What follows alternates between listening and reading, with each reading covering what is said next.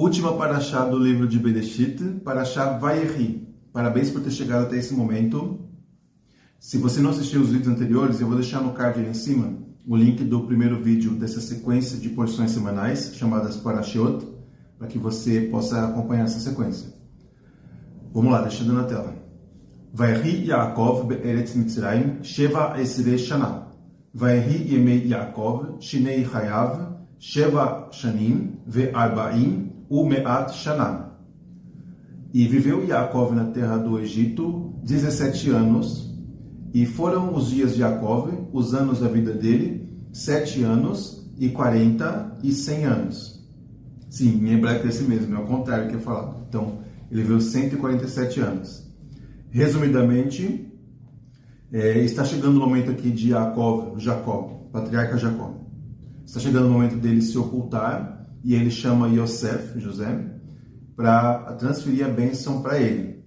Ele pede para que não seja enterrado no Egito, porque senão iam acabar fazendo idolatria com ele, né, com o corpo dele. Então, não me enterra aqui não, me enterra lá no túmulo dos patriarcas, o túmulo que o Abraham comprou para ele, sabe? Tá bom, ele faz um juramento, ele pede para o Yosef fazer um juramento, o Yosef faz o juramento. Depois dessas coisas é dito que o Yaakov está doente, está ficando mal, e aí chamam o Yosef para ver, né? Está chegando o momento de Yaakov se ocultar, e aí o Yaakov transfere uma bênção para Yosef, capítulo 48, versículo 3 em diante, tá, pessoal? Depois deem uma olhada no contexto ainda. Repare que o Eterno, ele fala uma série de bênçãos para Abraham. Vou te dar a terra que manda leite e mel, você terá uma grande descendência, você será um homem muito renomado, etc. Sua descendência será muito grandiosa, a humanidade será abençoada através de seus filhos, entendeu? E aí o Abraham transfere isso para o Yitzhak, e o Eterno também confirma, e depois para Yaakov, e agora Yaakov está passando para Yosef, transferindo essa bênção de pai para filho. Conhecimentos de Torá também, tá bom? Essa é uma das menções que ele transmitiu tudo que ele aprendeu com o Eterno para o filho. É escrito que ele abençoa, mas sabemos que ele passou muito mais conhecimento para o filho nesse momento aqui, que ele transfere a bênção para o filho. Lembra lá que o Yosef recebeu a túnica lá do pai, e agora ele está recebendo a bênção do pai, sabe? Ele abençoa todos os filhos, mas ele chamou o Yosef primeiro, tá?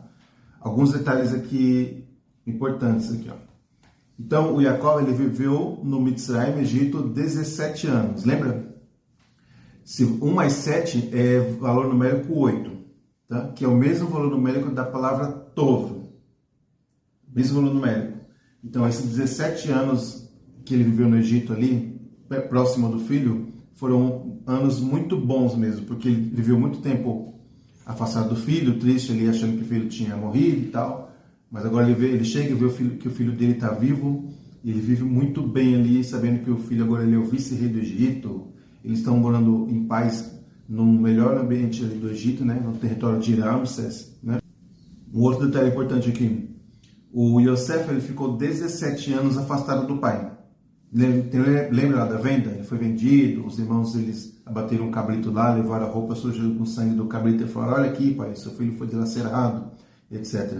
Aí o Yosef foi preso, ficou lá, né, trabalhando na casa do Potifar, etc. Ficou como vice-rei e tal. Foi um total de 17 anos. E aí o Yaakov viveu lá na terra do Egito 17 anos, né? Existe uma coisa no judaísmo chamada Midah Keneged Midah. O Eterno faz tudo na mesma medida. O Eterno recompensou aqui, o Eterno repôs, ele restaurou, recuperou esses 17 anos de ausência, esses 17 anos de tristeza, de afastamento que teve, agora com esses 17 anos que ele viveu bem ali com o filho e os irmãos. Um outro detalhe importante ele viveu quantos anos? 147 anos, né? Se você pega a palavra Erie e fazer ela vezes 7, dá 147. O que é essa palavra Erie? Eu vou colocar de novo na tela uma coisa aqui, ó. Vayeri Yaakov be'eretz Mitzrayim, Vayeri yemei Yaakov. Olha só, essas duas palavras aqui, ó. Vayeri, vou colocar na tela também, em cima ali. Vayeri e vai rir e vai rir. Muito parecidas as palavras, né? Vai rir e viveu. Isso significa, a Parashá aqui, ela está falando sobre o falecimento, o ocultamento dele, mas ela começa falando sobre a vida dele. É sempre assim, sobre a Sara, né? Hayei Sarah, a vida de Sara. Ela falece, mas a Torá fala sobre a vida dele. Então ela sempre enfatiza a vida da pessoa, tá? A essência dela sempre continua até os dias de hoje, para sempre, entendeu? E também tem a palavra vai rir, e foram os dias. Essa palavra aqui, erie, o Eterno fala lá na frente no livro de Shemot para Moshe. Moshe fala assim, como que eu vou falar de você lá para os hebreus? O Eterno fala essa frase aqui, ó. Erie, Asher, Erie. Tá? Estou deixando a tradução embaixo já para facilitar. Essa expressão que o Eterno fala é serei quem serei, ou seja, ele era, sempre será. O Eterno, sempre no passado, presente e futuro, ele está acima do tempo e espaço, o Eterno, tá bom? Então, se você pega essa palavra Erie e multiplica ela por 7, dá o valor numérico da idade de Yosef. Por quê? Porque ele sempre era, e sempre será. O Eterno que é ontem, hoje, sempre esteve com ele. E é o valor numérico 7. Né? Está ligado ao Shabat, os 7 céus. O número 7 tem uma simbologia muito profunda na Torá e etc. Bom, só para vocês entenderem alguns detalhes aqui. Então, essa expressão ela consta ali no versículo, né? Vai rir e virrir. E se você faz o valor numérico 7, ela dá o mesmo valor numérico do nome dele. Incrível, muito profundo esses detalhes aqui que sempre passam despercebidos. No próximo tema, Ve'enei Israel kavdu mizoken, lo ochal lirot, vaigash otam elav, vaishat lahem, vayechabek lahem.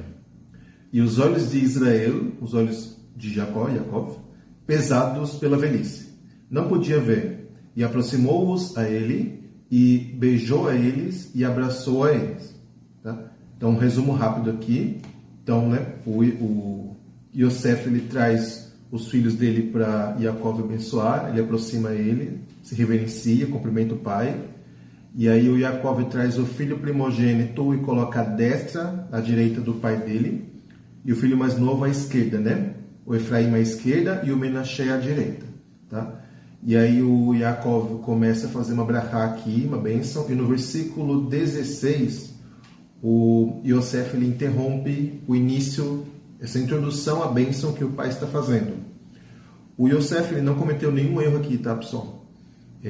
Aqui há o seguinte ensinamento.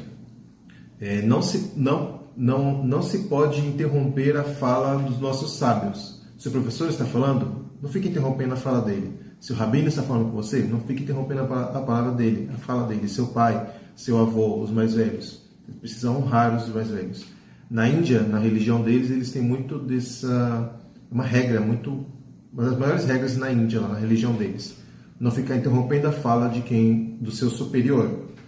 Então aqui ele meio que interrompe porque, vamos lá. O Yosef ele coloca os filhos, o mais velho na destra e o mais novo na esquerda. Só que quando o pai vai abençoar, ele inverte as mãos, né? Ele põe a mão direita no mais novo e a mão esquerda no mais velho. E aí quando ele começa a bênção, o Yosef fala, pai, peraí, não é assim, você está colocando a mão invertida aí.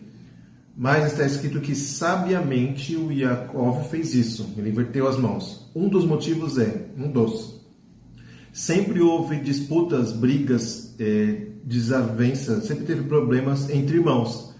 Caim e Abel. O Caim era o mais velho, teve raiva do Abel, quis matar Abel. Ismael e Yitzhak. O Ismael era o mais velho, teve raiva de Yitzhak, fazia bullying ali, teve problema entre irmãos. Jacó e Esaú. Esaú era o mais velho, né, o primogênito, problema com Jacó. Sempre teve problemas entre irmãos. Então ele inverte as mãos aqui para quebrar essa sina, esse problema entre irmãos. Ele quebra aqui nesse momento, tá? Ele começa já uma retificação a isso. O outro motivo é que Efraim será uma grande nação, Menashe também. Depois dê uma olhada aqui no contexto, tá? Ele será uma grande nação, o mais novo também será poderoso e tal, etc. Depois dê uma olhada no contexto. Se eu começar a falar aqui, o vídeo fica lá mais longo ainda. Essa bênção que ele dá para os filhos de Menashe e Efraim, ele se concretiza nos livros de, vou deixar na tela aqui, ó, nos livros de Bamidbar, livro de Shoftim e Melachim. Yehoshua ben Nun. O Yehoshua ben Nun, da tribo de Efraim, ele lidera o reino norte e teve vários profetas. Tá? Isso se concretiza ao longo desses livros que eu acabei de citar. Tá? Então, Yehoshua, Josué, que é da tribo de Efraim, tá? Enfim, ele lidera o reino, etc. Ele lidera os hebreus para entrar em Israel, etc. Tá aí as referências, vou deixar na descrição também. E o Menashe, ele simboliza a capacidade de sobreviver no exílio, manter a identidade, recebe dupla herança geográfica e também será uma grande nação. Isso se cumpre nesses livros. Livro de Bamidbar, tá? Sobre a dupla herança. Yehoshua, Josué, Divrei Hayamim e Divrei Hayamim. Então, se concretiza nesses livros, tá? Essas algumas referências. Então, a bênção que ele dá com a mão invertida para quebrar essa briga entre irmãos e dar um equilíbrio aqui na influência, na importância e também na contagem das tribos. O Menashe é contado antes, tá? Depois dê uma olhada nos contextos ali, eu citei ali. E ainda dentro desse contexto aqui da bênção de Yaakov em Menashe e Efraim, olha só o versículo aqui na tela. Vayar Yosef ki yashit aviv yad yemino al rosh Efraim. Vayera be'einav. Vaytmor yad aviv lehasir otah me'al rosh Efraim al rosh Menashe. E viu Yosef que colocou o pai dele, a mão direita dele, sobre a cabeça do Efraim, e foi mal aos olhos dele. E mudou a mão do pai dele para retirar de sobre a cabeça do Efraim para a cabeça de Menashe. Tá? Eu acabei de falar anteriormente aqui, não vou alongar mais, só mais alguns detalhes. Tá? Então, né, ele interrompe ali a introdução que o pai está dando, muda as mãos e o pai fala: eu sei, filho, eu sei que tudo bem, o seu irmão mais novo será poderoso também. E aí, no versículo, versículo 20, que Hashem te faça como Efraim e Menashe. Ele dá uma potencialização aqui na importância deles ao longo da história. E são títulos de excelência, tá? Você encontra isso nessas fontes aqui, ó, por exemplo, no livro de Shemuel, tá? Que eu estou deixando na tela aqui, Elkanah ben Yeroham Efratita. Depois dê uma olhada ali no contexto. Também no livro de Reis, Melachim, tá? Yerovam ben Nevat Efrati, tá? E também no livro de Ruth, tá? Haja com valor em Efraim. Então, essa importância que o Yaakov está dando aqui para o Menashe e Efraim, ele se cumpre ao longo do Tanakh, ao longo da história das tribos, tá bom? Você vê que tudo que é falado aqui sobre as bênçãos, elas vão se concretizando ao longo do tempo, tá, pessoal? Você tem aqui algumas fontes. Então, só fechando aqui esse tema, o Efraim, o mais novo, foi colocado antes de Menashe para quebrar essa intriga entre irmãos, tá? Porque senão o irmão mais novo poderia falar: eu sou o mais novo, fica na sua aí, quem é você, né? Podia ficar menosprezando. Então, ele dá esse equilíbrio, ele quebra esse problema entre irmãos. E também na contagem das tribos, você vê lá na contagem, Efraim, que é o mais novo, é colocado antes na contagem das tribos. Bom, e agora ele começa a abençoar as 12 tribos. Tem muito detalhe aqui, eu vou trazer alguns que você precisa conhecer hebraico para entender esse tipo de coisa. Deixando na tela aqui, ó. Vaikra Yaakov el banav vayomer. Re'asfu ve'agida lachem et asher ikra etchem be'acharit yamim. E chamou Yaakov e seus filhos e disse: reúnam-se e relatarei a vocês o que acontecerá com vocês no fim dos dias, no fim dos tempos, no fim dos dias, né? Tá. Todas essas 12 bênçãos aqui, elas têm um impacto todo ao longo da história de todo o judaísmo até os dias de hoje para sempre, tá, pessoal? Tudo, tá? Então, não vai dar tempo de falar tudo aqui nesse livro, teríamos que pegar cada tribo, pegar cada livro, como eu citei aqui algumas referências acima. Você vê a concretização dessas bênçãos acontecendo ao longo dos livros ali, livro de reis, profetas, livro de Shoftim, juízes, ao longo de todo o Tanakh você encontra referências ali, concretizações dessas bênçãos. Vou citar algumas, tá? Então ele fala o que acontecerá no fim dos dias, mas nem tudo foi revelado sobre o que acontecerá no fim dos dias. Olha só, nos nomes dos personagens das 12 tribos não tem essas letras aqui que eu estou deixando na tela. Het, Tet, Kuf e Tzadik, tá bom? Por que foi revelado para eles sobre o fim dos dias? Um dos motivos é que em todos os nomes das 12 tribos não há essa letra Het, que representa a palavra erro. Het é um tipo de pecado traduzido corretamente como um erro.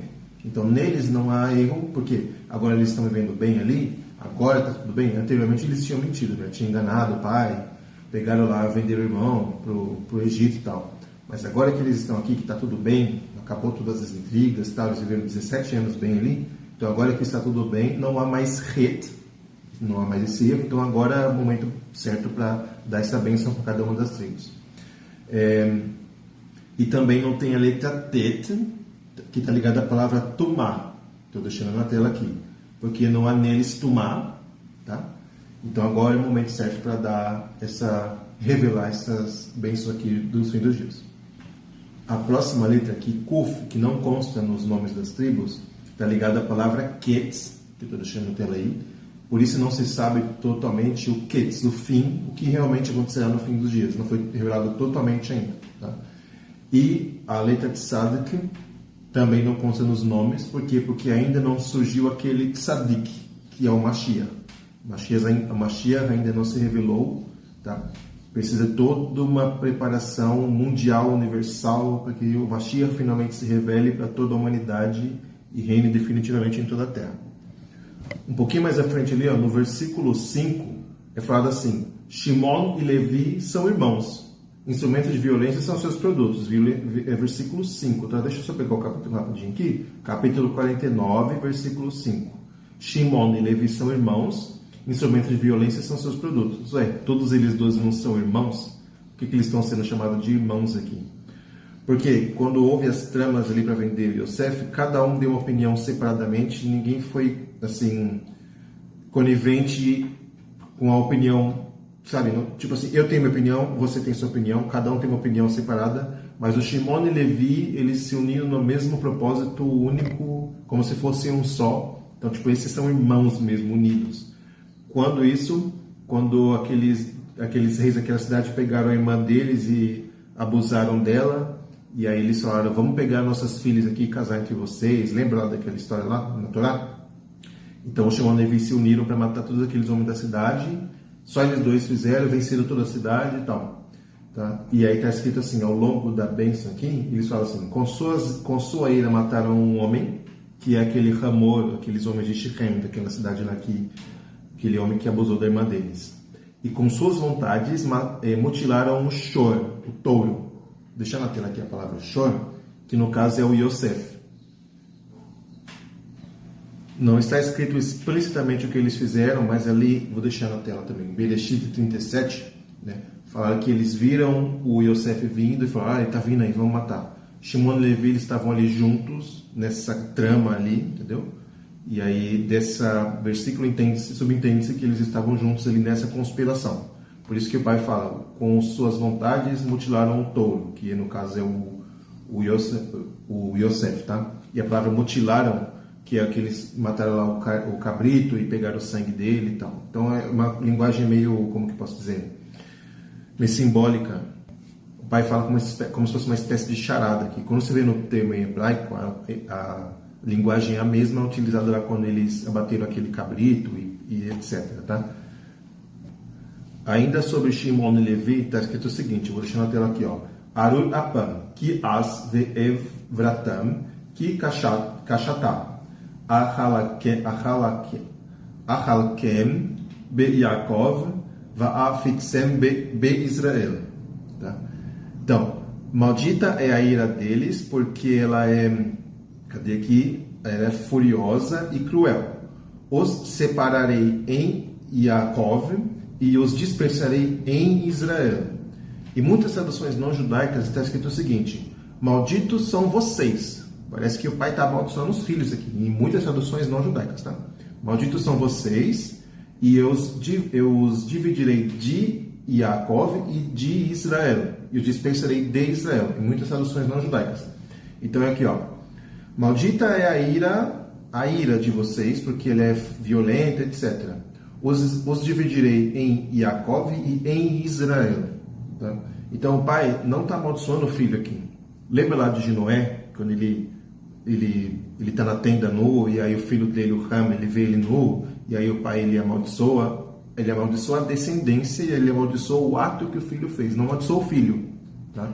Aqui também não está amaldiçoando o filho. Muitas traduções erradas levam a interpretações equivocadas, falando, tá vendo, ó, que o pai dele amaldiçoa os filhos dele aqui, ó. Não está amaldiçoando o filho, está amaldiçoando a ira. Em Salmos também, muitas das vezes, você vê assim nas traduções, o meu inimigo é amaldiçoado, que o meu inimigo seja destruído, que o perverso seja destruído, amaldiçoado. Livros de Salmos. Se você vê bem ali no hebraico, que a maldade seja destruída, que a maldade seja extirpada, que a perversidade se acabe, seja destruída. A perversidade, não o perverso. Então, é contra o mal que as escrituras falam aqui, entendeu? Contra a maldade causada, não a pessoa em si. Tá? E aí, nas traduções fala assim, dividirei de Yaakov e de Israel, ou seja, serão expulsos de Yaakov e de Israel. Só que a linguagem que é, eu os dividirei em Yaakov e em Israel. Eles foram divididos em Yaakov, dentre as 12 tribos ali, tá? Para serem professores e escribas, tá? E dispersados em Israel, dentro do território ali das 12 tribos, tá? Para incentivar a união e recolher o maaser, que é o dízimo, tá? Depois que eles foram espalhados, porque se ficarem juntos ali, pode ser que tramem alguma coisa negativa, então eu vou espalhar ele dentre as tribos, não fora das tribos, para eles fazerem trabalhos para unir as pessoas, para ajudar as pessoas ali. A referência eu vou deixar na descrição do vídeo também. Uma próxima bênção aqui da tribo de Gad. Gad Gedud Yegudeno Vehu Yagud Akev. Repare que as palavras são a mesma raiz, ó. Gad, Gedud, Yegudeno, Yagud, mesma raiz.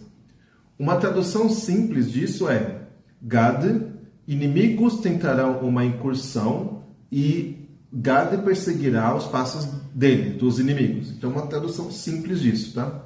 Essa palavra Gedud representa tropas. Então, as tropas vão tentar cercar a tribo de Gad, mas Gad vai perseguir e vai vencer. E vencerá essas tropas que perseguirão a eles, tá? Voltando rapidamente ali no livro de Bereshit, a Lea, quando o Gad nasce, ela fala Bagad, veio fortuna, veio destino. Daí que vem esse nome para ele, tá? Livro de Bereshit, dê uma olhada ali no contexto. E no livro de Yeshayahu, está relacionado a destino, tá? Depois dê uma olhada no contexto lá. E detalhe, é só isso que é falado nesse versículo que eu coloquei na tela. No próximo versículo 20 já entra para a próxima tribo, deixa eu ver rapidamente aqui, tribo de Asher. Entendeu? E é só isso que é falado de Gad. Tropas tentarão uma incursão, você perseguirá os passos. Pronto. O que tem a ver, né? Mas, ó, quando você analisa as profundidades, essa palavra Gad está ligada à fortuna ou ao destino. Vou colocar de novo na tela aqui, ó. Afortunado você é. As tropas te cercarão, tentarão contra você, mas você é afortunado. Akev, calcanhar, representa isso também. Essa expressão Akev ou Ekev, relacionada a calcanhar, dependendo do contexto, ele é falado assim: siga diligentemente as regras, os mishpatim e hukim da Torá, os preceitos da Torá. Você esteja sempre agarrado firmemente a isso, que você terá uma vida boa de acordo às instruções da Torá. Tá? Relacionada a essa palavra Ekev, dependendo do contexto, tá? Então, a tribo de Gad, que é agarrada fortemente e firmemente ao cumprimento da Torá, as tropas tentarão uma incursão contra ele e ele vencerá. Por quê? Porque ele é afortunado. Porque o destino dele é estar sempre mantendo firmemente o cumprimento da Torá, digamos assim, tá? E essa bênção tão pequena, aparentemente tão pequena, ela se concretiza também nos próximos livros. Livro de Devrei Hayamim, tá? Deixando aqui na tela. também no livro de Yehoshua, Josué, deixando também, tá? E também tem as referências fora das escrituras, tá? Esse Rabati, também uma referência. Um pouco mais à frente, no livro de Malachi, capítulo 3, só fala sobre o profeta Elias, que é da tribo de Gad, tá bom? Então, essa bênção vai se concretizando ao longo da Taná, tá bom? Deixando aqui as referências para que você faça sua pesquisa depois. Vou deixar na descrição também. Uma próxima bênção aqui, ó, deixando na tela. Binyamin, Ze'ev e Traf, Baboker Yochal Ad, Ve La Erev, Yechalek Shalal. Então, o Binyamin, a tribo de Binyamin, lobo dilacerador. No amanhecer, ele come até o espólio, e ao entardecer ou ao anoitecer, ele dividirá o espólio. Tá? Então, dê uma olhada depois aqui no contexto dessa bênção aqui, tá? Desse versículo em diante.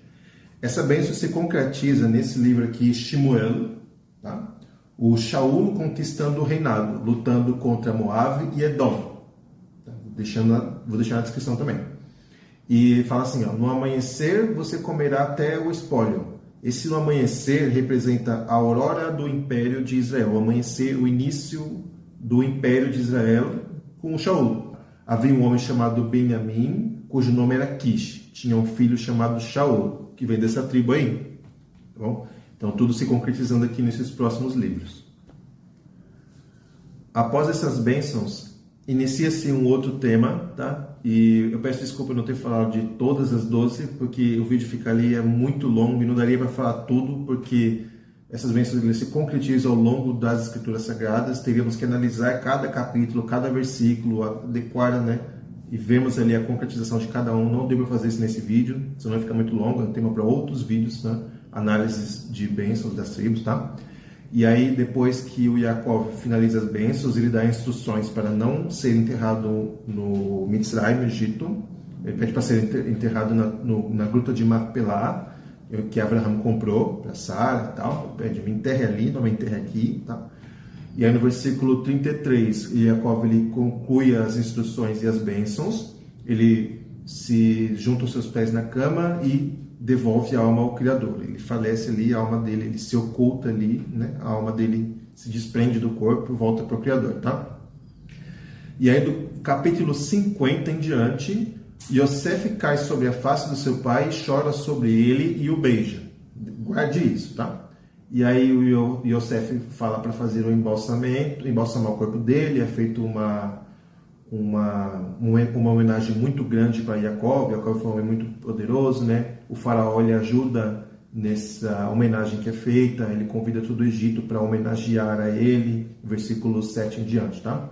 Houve um luto muito grande, um luto chamado Goren HaAtad, um luto profundo no Egito, tá? Essa é uma segunda coisa. Então, Yosef, ele chora sobre o pai e beija, e um luto profundo no Egito, chamado Avel Mitzrayim também, e houve ali toda a homenagem do enterro e tal. E aí quando eles voltam para casa, os irmãos, né, depois do enterro ali, quando o Yosef e os irmãos voltam, os irmãos acham que o Yosef vai se vingar deles, tá? Versículos 15 em diante. Depois dê uma olhada no contexto aqui. E aí os irmãos ele falam, nos perdoe, nós fizemos mal contra você. Eles acharam que o Yosef ia se vingar. Nós seremos seus escravos aqui, nos perdoe. Lembra lá do Jacó e Esaú? O Esaú vendeu a primogenitura por um prato de lentilhas. Depois ele fica bravo com o Yaakov. E aí ele fala assim, depois que meu pai falecer, eu vou matar meu irmão. Ele faz um juramento ali. Então, aqui as duas tribos, sabendo dessa história, pensaram, Yosef vai se vingar. Ele é o vice-rei do Egito aqui. Agora que nosso pai se ocultou, ele vai se vingar com certeza, porque ele já sabia que havia esse problema entre irmãos. Lembra lá que ele troca as mãos para abençoar?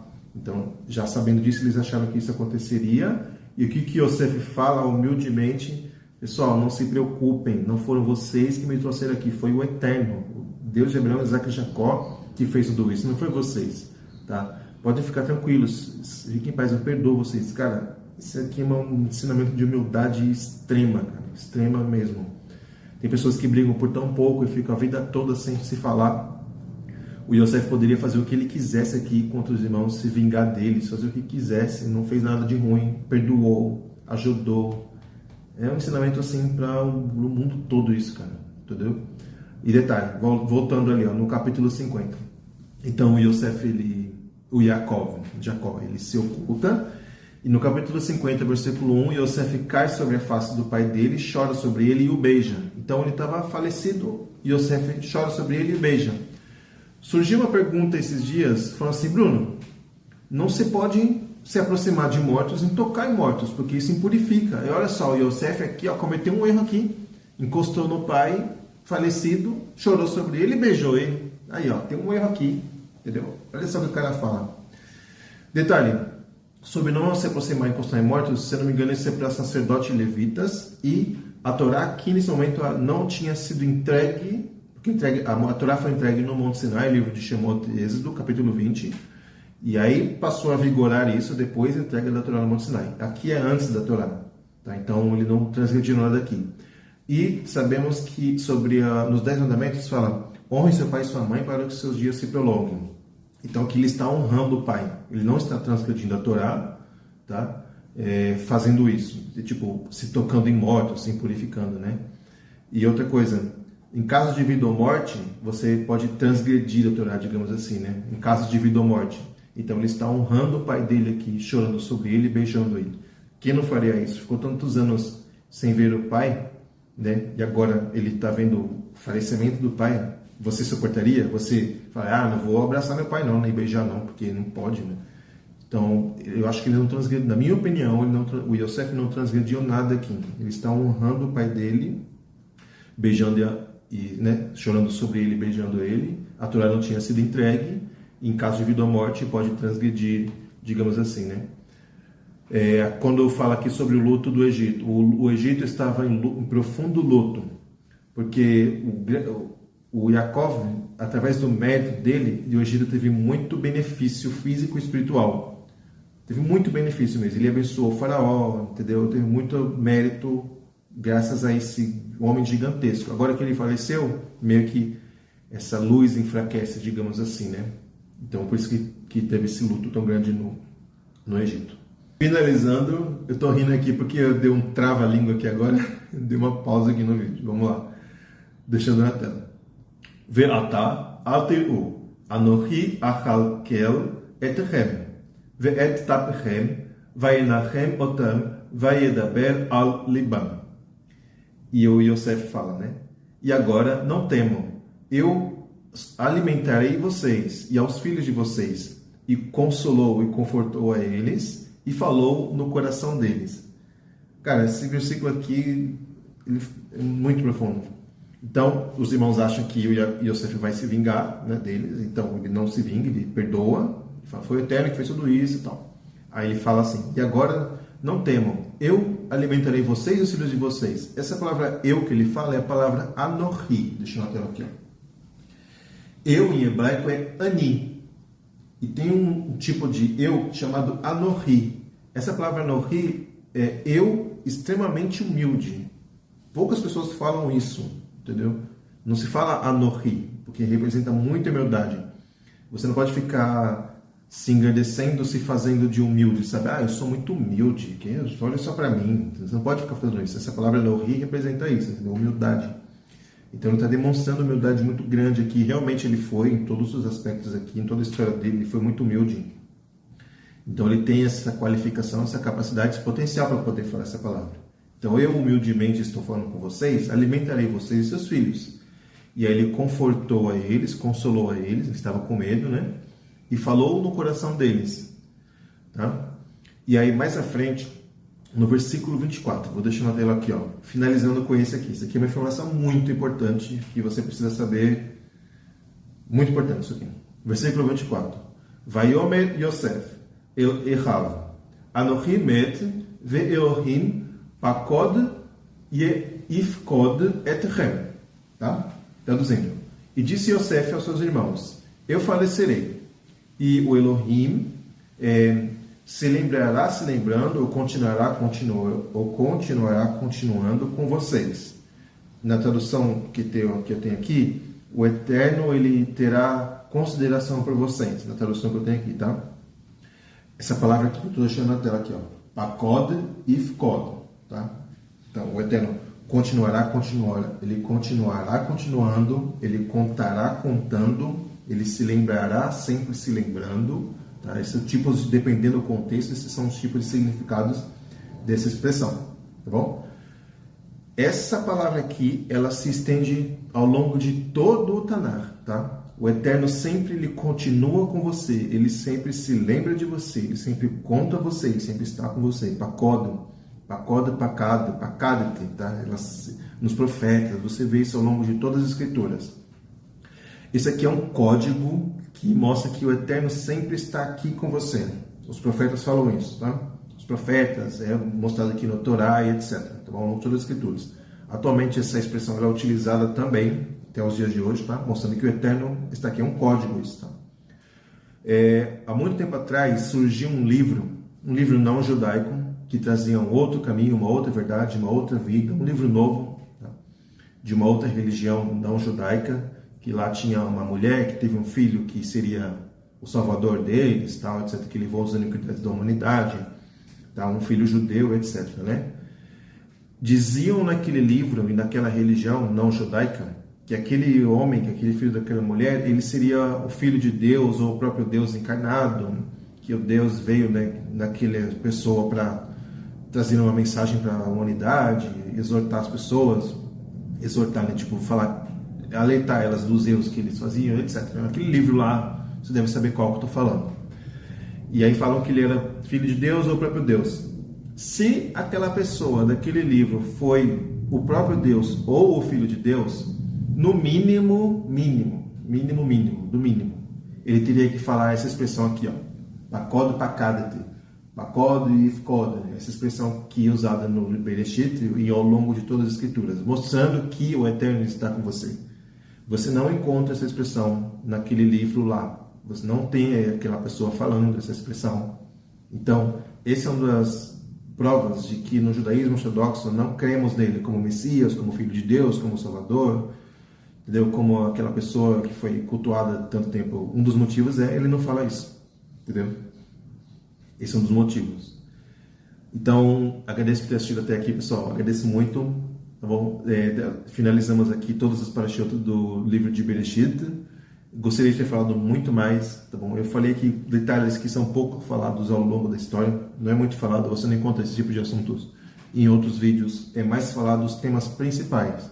Tipo, por exemplo, sobre Noé. É mais falado ali sobre a arca, sobre os animais, sobre o que aconteceu. Eu trouxe assuntos que são falados nas sinagogas. A gente só estuda esse tipo de coisas nas sinagogas, entendeu? E muito mais outras coisas que não deu para falar ao longo desses vídeos. Então, eu continuarei explicando dessa forma ao longo dos outros vídeos. O próximo livro agora é o Shemot, o livro de Êxodo. O livro de Shemot significa nomes, tá? E esse tipo de estudo mais aprofundado, mais detalhado, que sempre passa despercebido. Então, eu agradeço por assistir até aqui e até o próximo vídeo.